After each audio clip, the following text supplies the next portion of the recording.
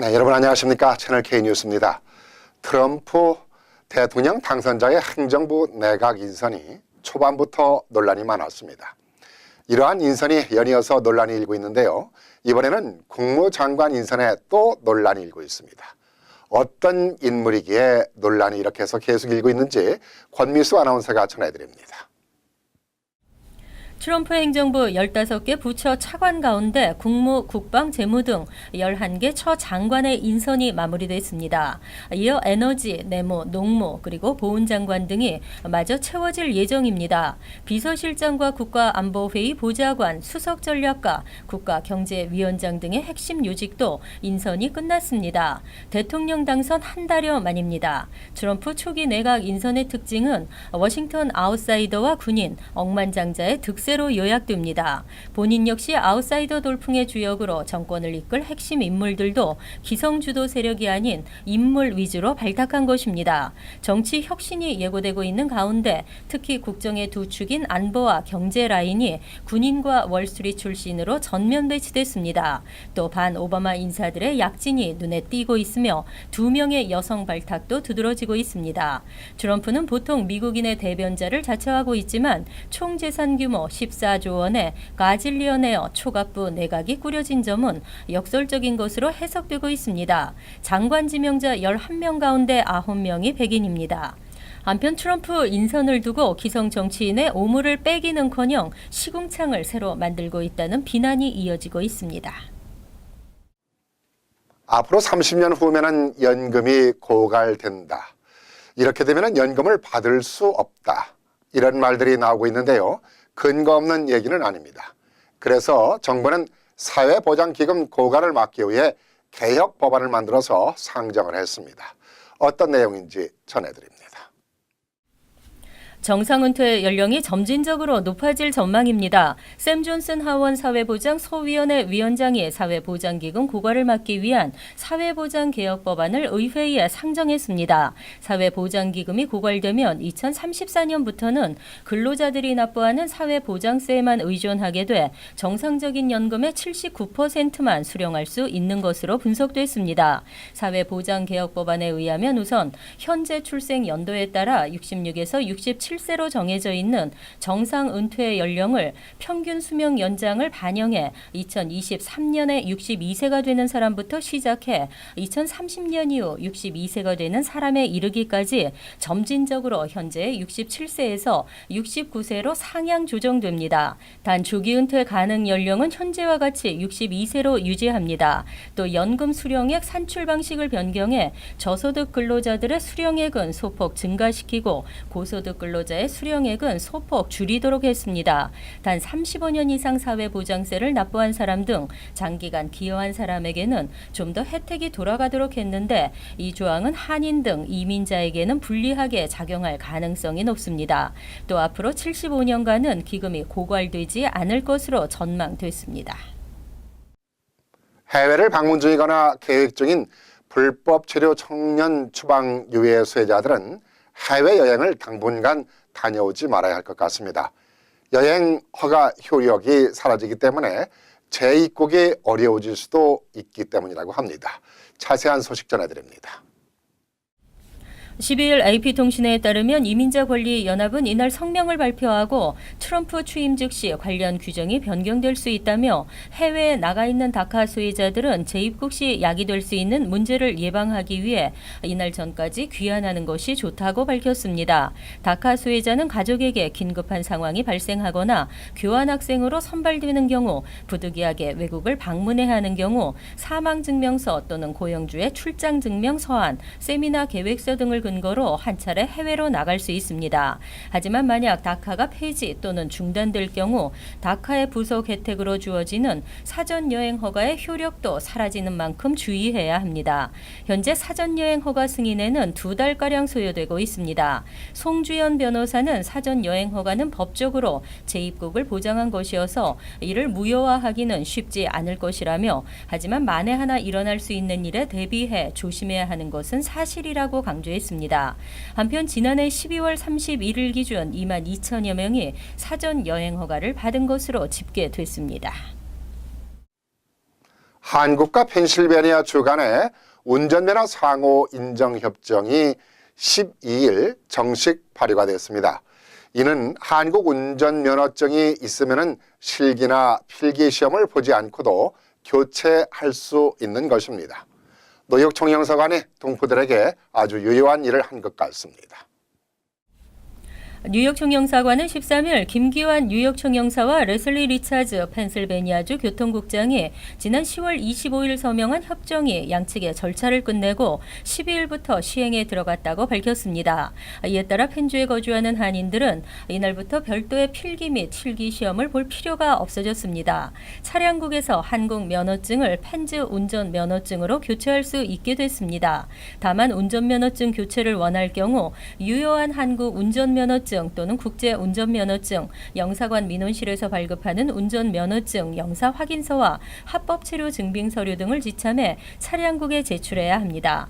한국에 거주하는 펜주 주민들도 똑같은 혜택을 받게 됩니다. 한편 한국은 독일과 프랑스, 대만에 이어 네 번째로 펜주와 운전면허 상호 약정을 체결한 국가가 됐습니다. 퀸즈 라커웨이 비치에 100가구 규모의 서민 아파트가 지어집니다. 이 서민 아파트는 저소득층이나 장애인들에게 우선권이 주어지는데요. 한글 지원서도 받을 수 있어서 입주를 원하는 한인들에게 편리성을 제공하고 있기도 합니다. 뉴욕시 주택보전개발국은 13일 라커웨이 에즈미어 커뮤니티에 신축되고 있는 7층 거주용 건물인 비치 그린 듀운스 중 100가구 규모의 서민 아파트 입주 신청을 내년 2월 6일까지 받는다고 밝혔습니다. 현재 입주 가능한 아파트 유형은 스튜디오에서 1에서 3베드룸 등이고 같은 아파트 유형이라도 소득 수준과 가구 구성원 수에 따라 월 렌트가 차이 날 수 있습니다. 1베드룸 렌트는 지역 중간 소득 수준에 따라 월 렌트 702달러와 864달러, 1192달러로 나뉘며 2베드룸도 역시 852달러, 1047달러, 1417달러 등입니다. 총 유닛의 50%는 지역 거주민에게 주어지고 5%는 시 공무원에게 우선권이 주어지며 시청각 장애인에게도 일부 할당됩니다. 자세한 내용은 웹사이트에서 확인할 수 있으며 신청도 가능합니다. 한글 지원서도 받을 수 있습니다. 뉴욕 한인 직능단체협의회 차기 의장에 이상호 뉴욕 한인 내일협회 회장이 확정이 됐습니다. 그간 집행부들의 별다른 일들을 제대로 못해왔는데 이번 새로 출범하는 집행부는 한인 상권의 활성화를 위해서 노력 좀 기울여야 될 것 같습니다. 뉴욕 한인 직능단체 협의회는 13일 플러싱 금강산 식당에서 원래 회의를 열고 차기 의장으로 이상호 뉴욕 한인 내일협회 회장을 선출했습니다. 이번 의장 선거 출마 조건은 남은 임기가 1년 이상으로 원래 회의에 적극 참여한 단체장입니다. 자격을 갖춘 박광민 뉴욕 한인 식품협회장과 박상석 뉴욕 한인 드라이클리너스 협회장이 출마를 고사하면서 이상호 회장이 단독으로 출마하게 된 것입니다. 제36대 의장에 선출된 이 회장은 지난 2015년 34대 의장을 역임한 바 있습니다. 이 의장의 임기는 내년 1월부터 시작되며 1년입니다. 연임은 허용되지 않으며 중임에 대한 제한은 없습니다. 내년부터 뉴욕주 표준시험을 컴퓨터로도 치를 수 있게 됐다는데요. 자세한 소식 전해드립니다. 메릴랜드 뉴욕주 교육국장은 12일 2017년부터 3에서 8학년 대상 표준시험이 현재 종이필기시험 이외 컴퓨터를 활용하는 방식을 병행할 수 있도록 할 계획이라고 밝혔습니다. 주 교육국은 학교별로 자율적으로 종이필기시험과 컴퓨터 활용 방식 중 한 가지를 선택할 수 있도록 할 예정입니다. 이미 지난 2010년 공통교과 과정을 도입한 뉴욕주는 2013년 온라인 표준시험을 시범 실시했습니다. 그리고 이를 전체로 확대한다는 계획을 세웠습니다. 하지만 2013년 주 교육국은 컴퓨터 활용 방식 시험을 도입하기에는 예산 부족과 많은 학교가 준비가 되지 않았다며 연기시킨 바 있습니다. 학교마다 무선 인터넷과 컴퓨터 시설 확충이 필요하다는 이유로 종이 방식의 시험을 계속 실시했습니다. 그간 뉴욕시의 범죄가 감소하고 있었습니다만 뉴욕시 지하철 성범죄가 대폭 증가하고 있다는 소식입니다. 뉴욕시경에 따르면 지하철 성범죄는 올 들어 913건으로 집계됐습니다. 이는 지난해 같은 기간 713건보다 28%나 증가한 것입니다. 지하철 성범죄는 주로 물리적 접촉 이외 성적 문란 행위로 분류되는데 물리적 접촉도 지난해보다 113건이나 늘었습니다. 이 밖에도 신체의 일부분을 노출하거나 감시 비디오 촬영 등과 같은 성적 문란 행위가 71건 증가했습니다. 뉴욕시경은 현재 지하철 성범죄 전담팀을 꾸렸습니다. 하지만 일각에서는 지하철 내 성범죄율이 작년과 비슷하지만 관련 신고가 늘어났기 때문이라고 지적했습니다. 실제 지하철 성범죄 신고는 작년과 비교해 50% 상승했습니다. 한편 지하철 성범죄 관련 신고는 지하철 역사에 설치된 직원 연결 서비스 장치를 이용하거나 혹은 MTA 온라인 사이트를 통해서도 가능합니다. 이어서 로스앤젤레스 지역 한인사회 소식입니다. 캘리포니아 주가 미국에서 가장 운전하기 힘든 곳이라는 오명을 남겼습니다. 온라인 금융 정보 사이트 bankrate.com이 교통사고 발생률, 차량 절도, 보험료, 가솔린 가격 등 운전자의 교통 환경을 종합적으로 분석해 발표한 보고서에 따르면 캘리포니아주는 뉴멕시코, 네바다, 루이지애나, 와이오밍주와 함께 최하위를 기록한 것으로 나타났습니다. 특히 보고서는 캘리포니아주의 비싼 차량 수리비와 빈번한 차량 절도, 그리고 출퇴근 시간대의 심각한 교통체증 등이 열악한 운전 환경의 주된 요인이 되고 있다고 분석했습니다. 한편 뱅클레이트 조사 결과 운전하기 가장 좋은 주는 아이오와주로 선정됐으며 오하이오주, 메인, 위스콘신, 벌몬트주가 그 뒤를 이었습니다. 월마트 등 대형 마트에서 판매되는 마카로니 앤 치즈의 일부 제품이 식중독균에 감염됐을 가능성이 제기돼서 전량 리콜에 들어갔습니다. 이 소식 전해드립니다. 다국적 식품 제조기업 트리하우스 푸드는 시중에 유통된 일부 마카로니 앤 치즈 제품에서 체다 치즈 시즈닝 성분 중 밀크 파우더를 제조하는 공장의 생산 라인에서 식중독을 일으키는 살모넬라 균에 대한 양성 반응이 나타났다며 해당 제품을 리콜한다고 밝혔습니다. 리콜 조치된 제품은 월마트 브랜드의 그레이트 밸류, 마카로니 앤 치즈 오리지널 컵을 비롯해 치즈클럽 익스프레스의 맥 마카로니 앤 치즈 디너, 빅윈 오리지널의 마카로니 앤 치즈 디너 등 3가지입니다.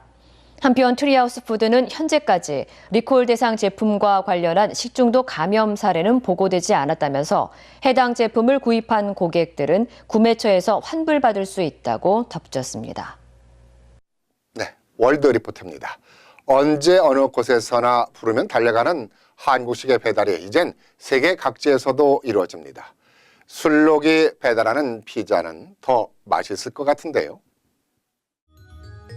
일본 홋카이도의 운전면허 연습장에 술록 한 마리가 등장했습니다.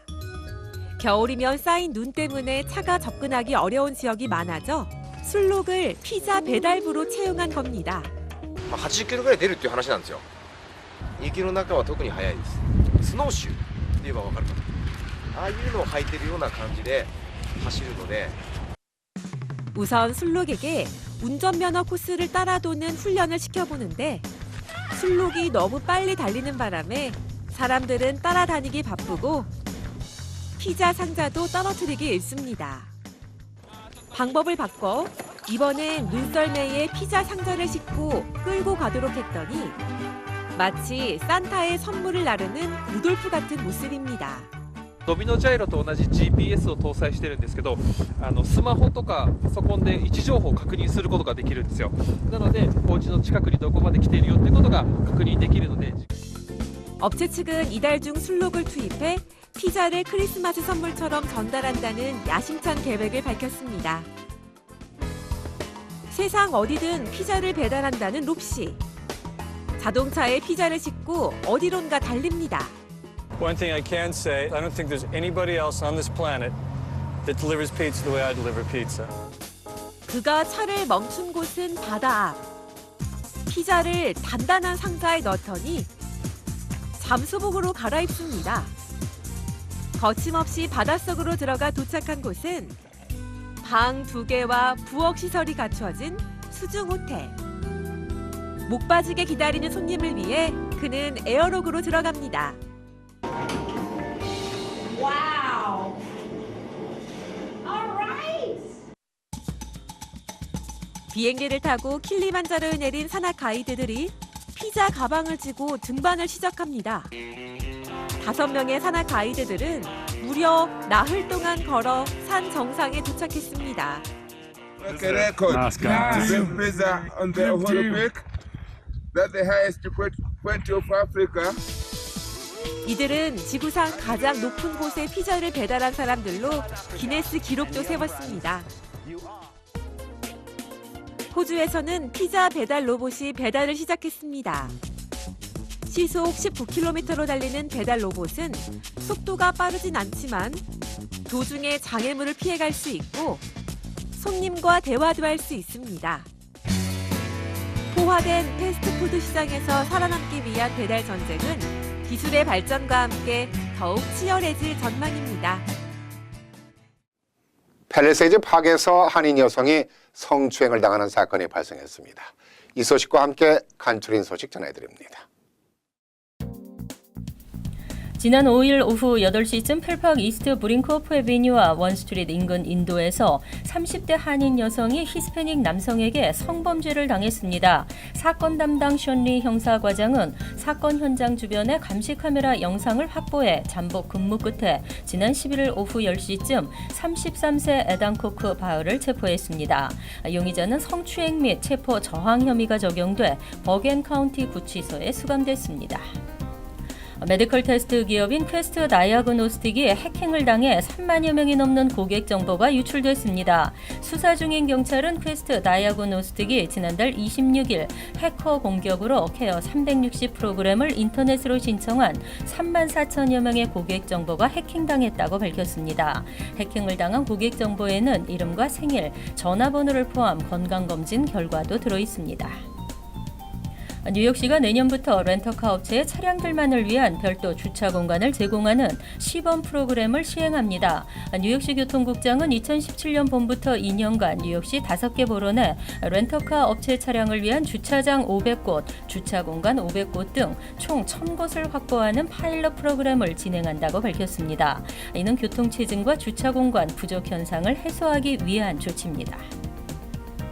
뉴저지주 팰리세이드 파크의 식당, 노래방 영업시간이 오는 31일 새해 전야에 한해 오전 5시까지 허용됩니다. 13일 타운 의회의 이 같은 결의안 통과로 새해 전야에 영업을 하는 펠팍의 식당, 노래방 등은 내년 1월 1일 오전 5시까지 영업을 할 수 있습니다. 이 영업시간 연장 조치는 리커 라이센스 소지 업체는 물론 BYOB 라이센스 소지 업체에도 적용됩니다.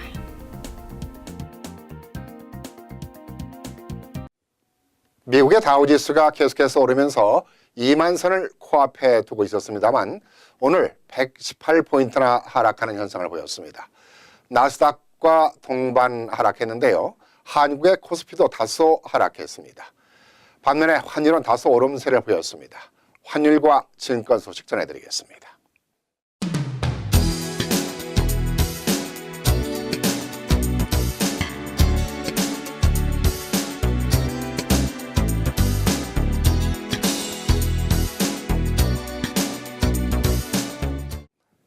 내일은 바람이 심하게 불고 기온도 뚝 떨어질 것으로 예상이 됩니다.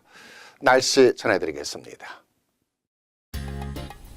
목요일은 강추위에 간간히 흐리면서 눈이나 진눈깨비가 내리겠습니다. 낮 최고 기온은 26도, 섭씨 영하 2도, 밤 최저 기온은 16도, 섭씨 영하 9도로 예상됩니다.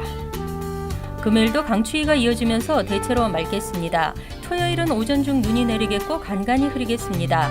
일요일은 기온이 올라가겠고 약간의 비가 내리겠습니다. 요즘 연말을 맞이하면서 청소년들이 들뜬 마음으로 놀다 보니까 탈선하는 경우가 많다고 합니다. 할인 사회나 자녀를 둔 부모님들께서 관심을 가져야 할 것 같습니다. 네, 채널 K 뉴스를 마치겠습니다. 안녕히 계십시오.